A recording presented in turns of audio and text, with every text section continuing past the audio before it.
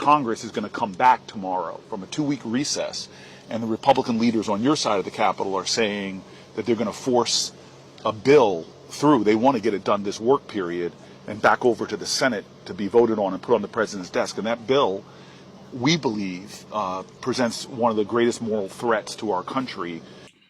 I don't know what these people are thinking, but Senate and House Democrats spend more time creating drama than working for their constituents. Here we have Hakeem, Jeffries, and Cory Booker. We all know Cory, the marathon speech he gave in the Senate chamber, which no one cared about, which got nothing done. Now the two of them, they're staging a sit-in at the U.S. Capitol, hoping that people will go by and talk to them and tell them how they feel about President Trump.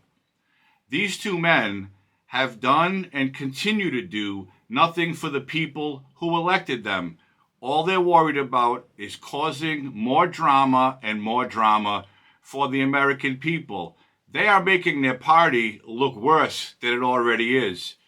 Congress is going to come back tomorrow from a 2-week recess, and the Republican leaders on your side of the Capitol are saying that they're going to force a bill through. They want to get it done this work period and back over to the Senate to be voted on and put on the president's desk. And that bill, we believe, presents one of the greatest moral threats to our country that we've seen in terms of what it will do to providing food for the hungry, care for the elderly, services for the disabled, health care for the sick, and more.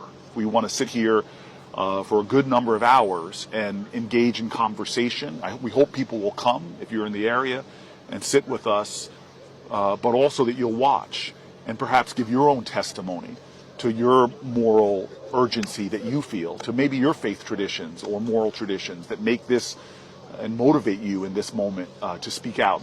As we prepare to come back into session tomorrow, this is a time to choose. And we're either going to choose the side of the American people, or we're going to choose this cruel budget that Republicans are trying to jam down the throats of the American people that would effectively take away health care potentially for tens of millions of Americans, children and seniors and families and people with disabilities and veterans and others, take away food from the mouths of children, undermine, the ability of people to survive who've worked hard their entire lives, all in service of a massive tax cut for their billionaire donors. So they tried, you said, telling people that Musk and Trump were stealing our money. That didn't work. They tried protesting Doge, and all that did was have people go out and vandalize Tesla dealerships and Tesla automobiles. That didn't work. Then they tried, they're shutting down the education department. That didn't work. Then they moved on to Kilmar Abrejo Garcia, the guy who was deported to El Salvador, where he belongs. They tried and tried to let the American people believe that he was wrongfully deported. That didn't work. They were on the judge a little bit, the judge who recently got arrested for allegedly assisting illegal aliens avoid arrest by Homeland Security and ICE. That didn't last very long. But now they're going to have a sit-in, and they want people to go and tell them how they feel. And they want the American people to believe that the budget the Republicans are going to bring to the floor is going to cut out food, is going to cut out care for the elderly, health care for disabled. What are they talking about? There is not one person on either side of the aisle that wants to stop elderly people, disabled people, veterans from receiving the services that they need. Well, maybe some Democrats do, but I haven't seen nor heard any Republicans that might want that. This is just another thing in the long line of propaganda that the Democrat Party has been pushing since Donald Trump got reelected. Every single thing they've done, they tried to convince the American people how bad Trump is, and nothing has worked. So that, again, this is their latest ploy. We're going to sit here as long as we have to, and we encourage people to show up and ask us questions. They're only going to answer their questions with lies. And then Hakeem Jeffries piped up, you got to choose a side. You got to choose the side of the American people, or basically what he means is the Republican Party. But the American people chose a side. They overwhelmingly elected Donald Trump over Kamala Harris.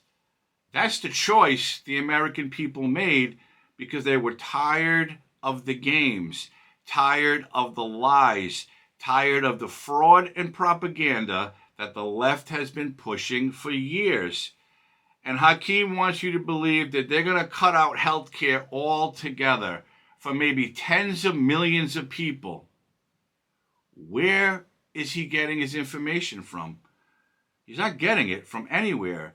These are fairy tales these two and the rest of the Democrats are making up because they need to try somehow, some way to sway people over to their side.